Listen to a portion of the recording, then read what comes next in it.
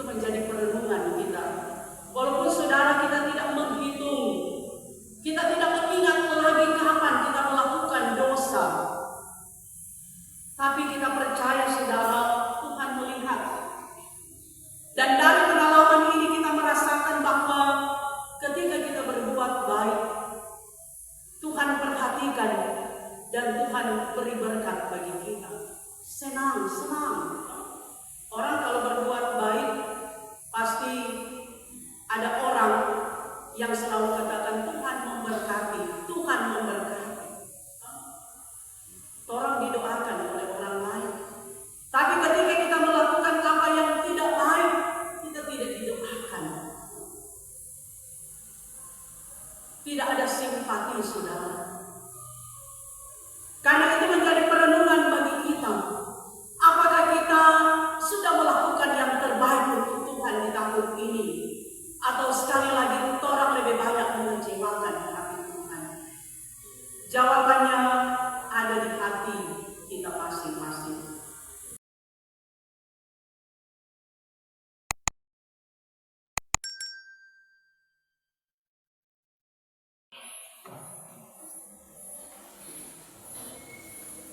Shalom. Damai di hati. Shalom. Puji Tuhan, Bapak Ibu saudara-saudara, ketika kita mulai ada di hari yang terakhir di tahun 2024. Apalagi ketika orang semua ada di rumah Tuhan, mengakhiri tahun bersama dengan Tuhan. Hari Minggu yang lalu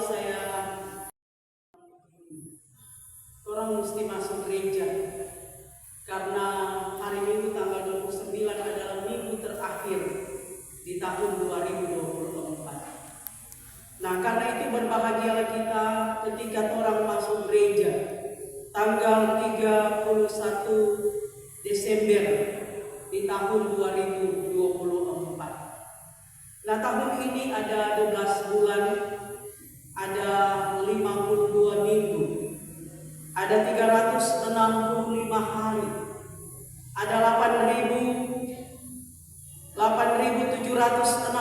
jam, ada 525.600 menit, dan ada 31.536.000 detik. Itu perjalanan kita di tahun 2024. Kalau saat ini setengah 7 malam, jam 18.30, berarti tinggal 5 jam setengah orang ada di tahun ini. Kita akan meninggalkan tahun 2024. Dan semua kita bersyukur ketika Tuhan masih memberikan umur panjang, memberi sehat, bahkan memberikan kekuatan. Karena tidak semua orang diizinkan Tuhan boleh ada di garis finish di tahun 2024. Bahkan baru-baru di jemaat kita ada yang meninggal. Bahkan nanti juga sebentar dibacakan.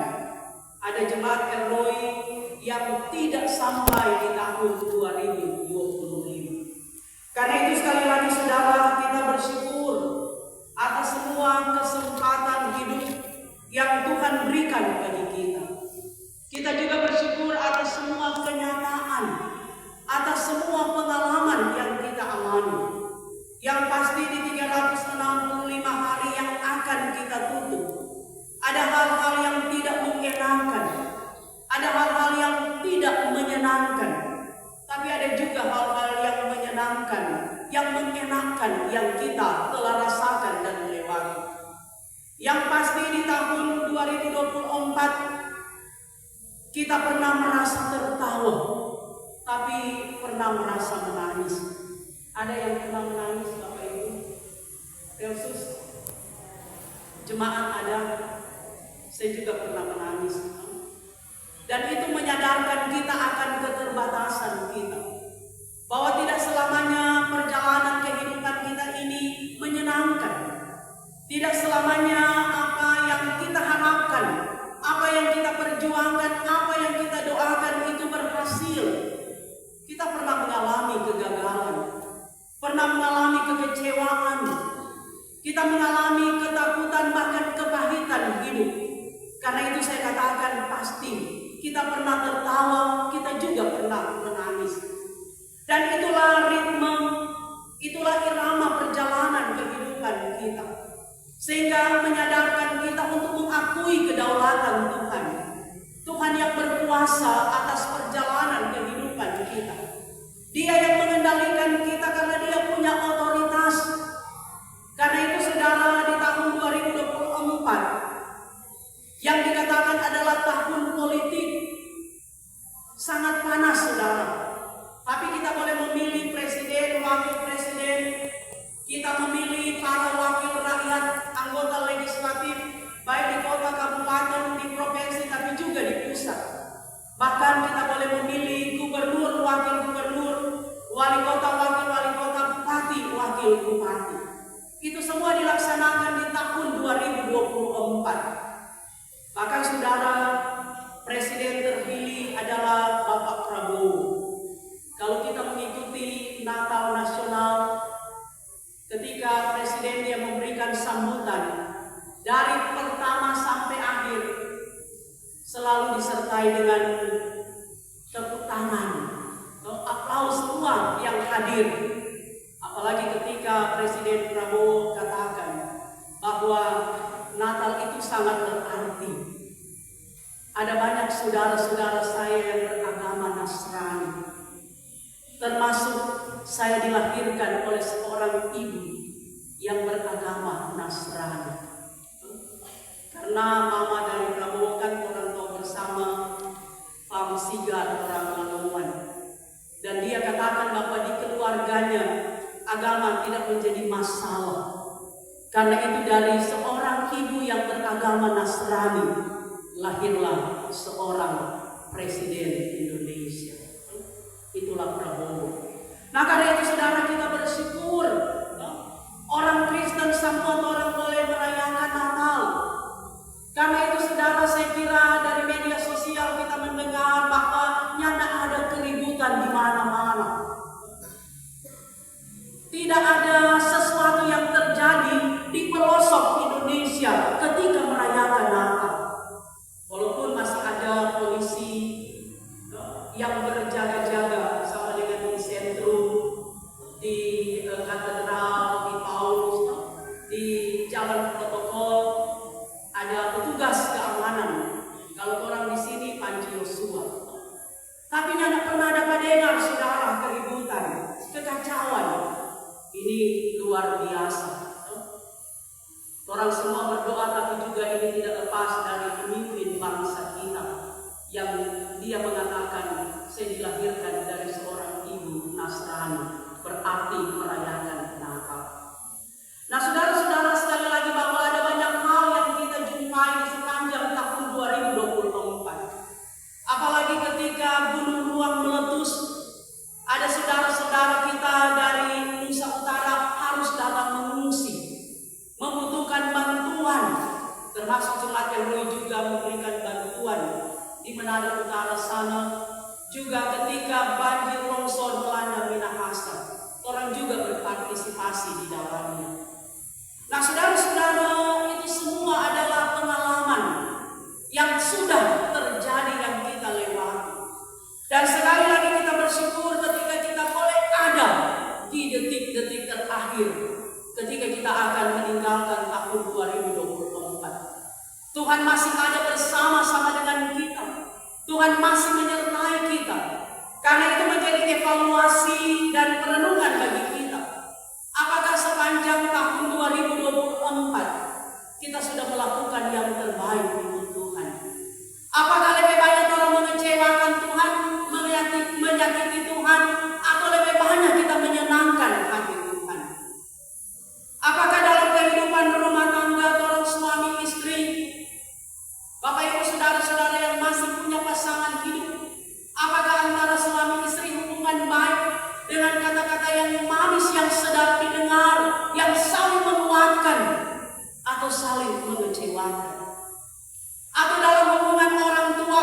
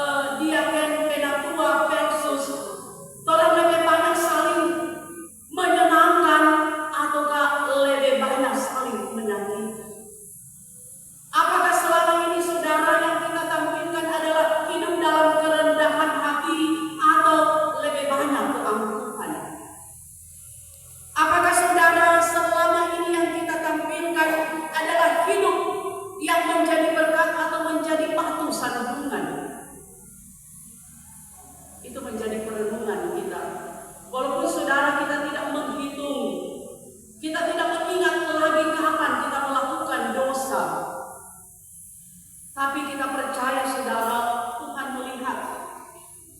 Dan dari pengalaman ini kita merasakan bahwa ketika kita berbuat baik, Tuhan perhatikan dan Tuhan beri berkat bagi kita. Senang. Orang kalau berbuat baik, pasti ada orang yang selalu katakan Tuhan memberkati. Orang didoakan oleh orang lain. Tapi ketika kita melakukan apa yang tidak baik, kita tidak didoakan. Tidak ada simpati, saudara. Karena itu menjadi perenungan bagi kita. Apakah kita sudah melakukan yang terbaik untuk Tuhan di tahun ini? Atau sekali lagi orang lebih banyak mengecewakan hati Tuhan? Jawabannya ada di hati kita masing-masing. Karena itu saudara, bacaan kita dalam Roma pasal 11 merupakan sebuah puisi, kata-kata yang sangat puitis yang disampaikan oleh Rasul Paulus kepada jemaat di Roma, di mana Paulus katakan alangkah dalamnya kekayaan hikmat dan pengetahuan Allah, sungguh tak terselidiki keputusan-keputusannya, dan sungguh tak terselami jalan-jalan Tuhan. Saudara, alangkah dalamnya hikmat kekayaan dari Tuhan, dan kita semua merasakan menikmati dalamnya kasih Tuhan. Sekali lagi kita boleh tegak berdiri, boleh ada di 31 Desember itu karena Tuhan. Saya kira dalam perjalanan di tahun 2024, kadang-kadang orang sapu-sapu dada. Pergumulan begitu berat, tantangan hidup begitu berat, saudara. Tapi saya mau katakan bahwa kepahitan hidup, pergumulan hidup yang kita alami, itu adalah cara Tuhan memakai cerita hidup kita menjadi kesaksian bagi orang lain, menjadi testimoni bagi orang lain. Sebab tanpa pergumulan barangkali orang akan jadi sombong, jadi angkuh, dan kita akan merasa bahwa kita yang paling hebat. Tapi dengan pergumulan yang kita alami, kita akui kebesaran Tuhan. Alangkah dalamnya hikmat kekayaan dari Tuhan Allah. Kita bekerja, kita diberkati oleh Tuhan. Orang masih boleh makan, berpakaian, punya tempat tinggal, rasa aman. Itu karena kemurahan Tuhan. Kemudian Paulus katakan, siapakah yang mengetahui pikiran Tuhan? Siapakah yang pernah menjadi penasehatnya? Siapakah yang pernah memberikan sesuatu kepadanya sehingga ia harus menggantikannya? Saudara, pikiran Tuhan tidak sama dengan pikiran manusia. Jalan Tuhan tidak sama dengan jalan manusia. Rencana Tuhan tidak sama dengan rencana manusia. Tapi kita percaya jalan Tuhan, rencana Tuhan, rancangan Tuhan adalah damai sejahtera. Manusia bisa merencanakan, tapi ending akhir dari rencana kita yang menentukan adalah Tuhan Allah. Kadang-kala saudara orang berjalan, lurus orang perjalanan, semua sampai, tapi Tuhan bilang jangan dulu, belum waktunya. Tuhan kasih belok pada orang. Tuhan punya maksud saudara dari setiap perjalanan kehidupan kita.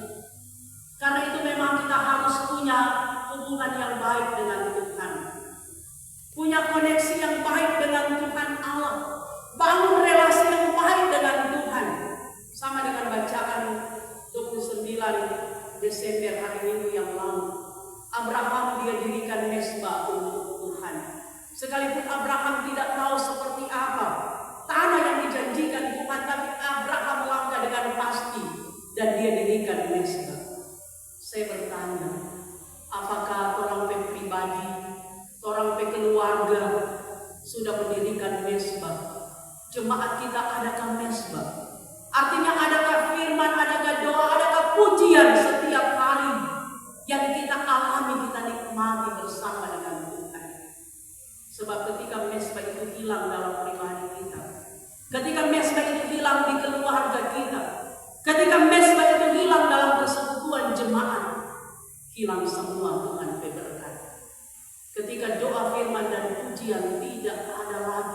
sebagai sentuhan spiritual yang menguatkan, orang akan merasa sia-sia. Karena itu tetap bangun mesbah Tuhan ketika kita akan masuk tahun 2025. Terakhir saudara, dikatakan dalam bacaan kita, sebab segala sesuatu dari Dia, oleh Dia, dan kepada Dia. Dari Tuhan, oleh Tuhan, dan untuk Tuhan. Bagi Tuhanlah kemuliaan sampai selama-lamanya. Saudara, hidup kita dari Tuhan. Sumber dan tujuan hidup kita adalah Tuhan Allah. Karena itu saya percaya bahwa dalam perjalanan kehidupan kita, apapun yang kita kerjakan, melakukan, selalu menempatkan Tuhan di atas segala-galanya. Karena semua dari Tuhan. Nafas hidup kita itu semua dari Tuhan. Tuhan yang memberikan semuanya kepada kita. Bahkan kami terus berulang-ulang di tahun 2024 ada banyak hal yang sudah kita kerjakan. Jemaat, pelayan khusus, bahkan juga panitia pembangunan dan semua perangkat pelayanan. Orang bangun gereja Tuhan. Kita sudah memulai dengan pastori, konsistori, sudah dicor untuk lantai 2. Bahkan orang punya planning, punya rencana tahun depan kalau Tuhan berkenan tanggal 11. Namanya rencana, tapi kita berupaya. Orang berusaha saudara, supaya ROI Tuhan melihat apa yang menjadi kebutuhan kita, apa yang menjadi kebutuhan untuk pembangunan gedung gereja. Tentu bukan saja berdoa, tapi harus bekerja. Bukan cuma bekerja, tapi harus berdoa. Karena semua dari Tuhan dan semua for Tuhan Allah. Kita bekerja untuk Tuhan, melayani untuk Tuhan, keluarga kita untuk Tuhan. Karena itu saudara, sekali lagi mengakhiri tahun ini, mari orang kasih tinggal untuk beban kehidupan. Sama dengan orang kalau berjalan jauh, terlalu banyak beban, berat, susah berjalan saudara. Orang mesti ringan, karena ada 363 lagi perjalanan di tahun 2025 nanti. Terutama saudara, orang kasih tinggal ke beban akar pahit yang masih ada dalam hati dan pikiran kita. Kita kenakan buah roh, ada kasih, ada sukacita, ada damai sejahtera, ada kelemah lembutan, dan segala sesuatu yang mendatangkan sukacita dan berkat. Sekali lagi, kalau orang hidup benar, hidup baik-baik, orang pasti mendoakan kita. Tuhan memberkati. Tapi kalau tidak saudara, berkat itu akan menjauh daripada kita. Tuhan melihat semua hati dan pikiran kita, Tuhan tahu. Karena itu sekali lagi kita bersyukur di tahun 2024 ini. Ketika kita akan mengakhirinya, ketika kita akan menutup dengan satu ungkapan, terpujilah nama Tuhan. Tuhan Yesus baik, segala sesuatu dari Dia, oleh Dia, dan kepada Dia. Bagi Dialah, bagi Tuhan, kemuliaan sampai selama-lamanya. Amin.